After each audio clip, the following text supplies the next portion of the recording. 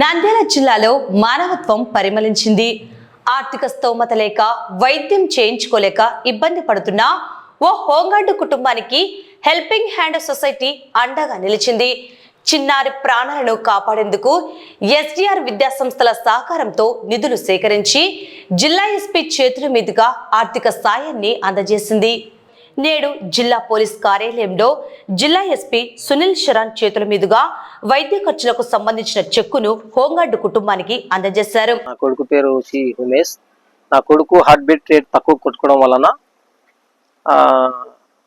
Doctor గారు estimation bill వేసి 3 లక్షలు ఖర్చు అవుతాయని చెప్పడం జరిగింది. కానీ మన ఆర్థిక స్తోమత ఉండడం వలన హెల్పింగ్ హ్యాండ్ సొసైటీ అధ్యక్షుడు చంద్రశేఖర్ రెడ్డి గారు కలసడం జరిగింది. అప్పుడు వెంటనే స్పందించి మీ బాబుకు ప్రాబ్లం గురించి అడగడం జరిగింది. అడిగితే నీ జీవితాంతం ట్రీట్మెంట్ అని చెప్పినారు డాక్టర్ గారు. 8 నెలలు ఒకసారి చేయాలని చెప్పారు పేషెంట్ గారు.